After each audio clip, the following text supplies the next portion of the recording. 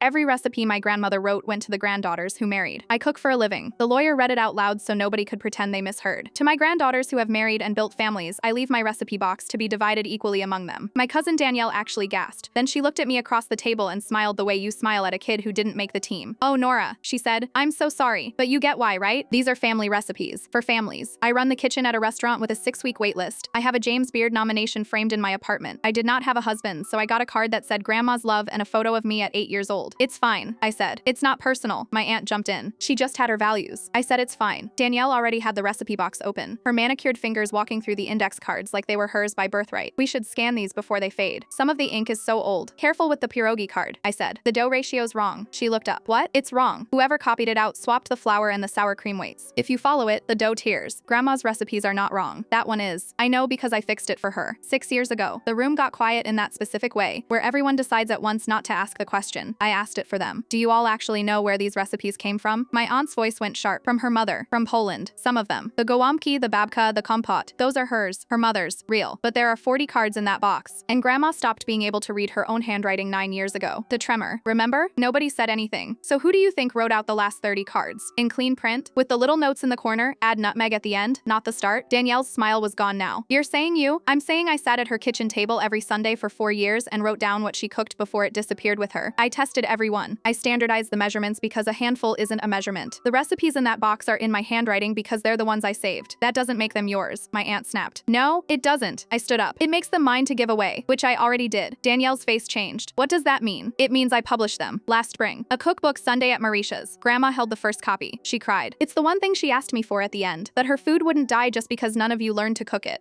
Danielle grabbed the pierogi card and held it up like evidence. "You put our family recipes in a book to make money?" "I put them in a book so they'd survive. And no, I didn't make money. Every dollar goes to the church kitchen she volunteered at. Her name's on the dedication page. Yours isn't because you never once stood at that stove with her." My aunt was on her feet. "You had no right." She gave me the right. "In writing." "Same lawyer." I looked at him. He was already sliding a second envelope out of his folder, and I watched the color drain out of the whole table when they saw it. "There's a codicil," the lawyer said. "Added 14 months ago. It reads, the recipe box is a keepsake. The recipes themselves, the corrected versions, the ones that actually work, belong to Nora, who saved them. She may share them with the world as she sees fit. My other granddaughters may have the box." Danielle looked down at the card in her hand like it had turned to ash. "So this is just paper." "That's the copy with the flour mistake," I said. "It'll tear every time. The real one's on page 52 of a book you'll have to buy." She dropped the card on the table. "Keep the box," I said. "It's a beautiful box." I picked up my coat. "But every time one of you tries to make her babka from those cards and it comes out flat, remember, she didn't leave the recipes to the married ones. She left them to the one who showed up." I was at the door when Danielle said quietly, "Can I at least get the book?" "It's in every store," I said. "Full price. Same as everyone else."